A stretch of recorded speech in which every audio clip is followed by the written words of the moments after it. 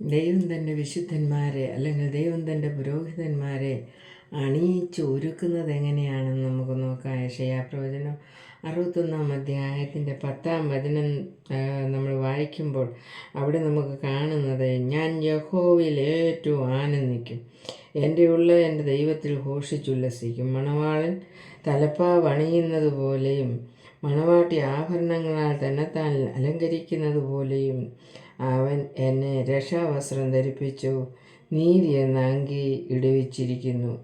ഭൂമി തൈകളെ മുളപ്പിക്കുന്നത് പോലെയും തോട്ടം അതിൽ വിതച്ച വിത്തിനെ കിളിർപ്പിക്കുന്നത് പോലെയും യഹോവയായ കർത്താവ് സകല ജാതികളും കാൺകെ നീതിയെയും സ്തുതിയെയും മുളപ്പിക്കും.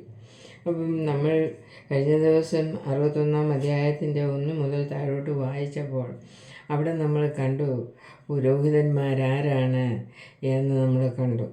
ഈ പുരോഹിതന്മാരെ അല്ലെങ്കിൽ ഈ ദൈവജനത്തെ, ഈ വിശുദ്ധ ജനത്തെ, ഈ ദൈവത്തിൻ്റെ പ്രസാദവർഷം ഘോഷിക്കുന്ന മക്കളെ ദൈവം എങ്ങനെയാണ് അണിയിച്ചൊരുക്കുന്നത് എന്നാണ് നമ്മൾ വായിച്ചത്.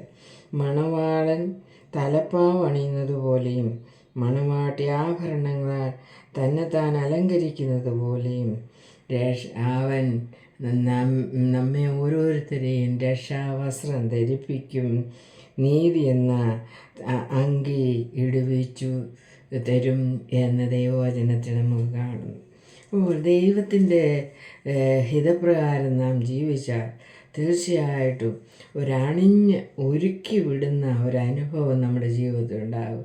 ഈ അണിഞ്ഞൊരുങ്ങുക എന്ന് പറഞ്ഞാൽ എല്ലാ ദുഃഖങ്ങളെയും മാറ്റി എല്ലാ പ്രശ്നങ്ങൾക്കും പരിഹാരം തന്ന് ദൈവത്തിൻ്റെ മക്കൾ തല ഉയർത്തി ജീവിപ്പാൻ തക്കവണ്ണം വേണ്ടുന്ന എല്ലാ വഴികളും ഒരുക്കി തരും എന്നാണ് അതിൻ്റെ അർത്ഥം.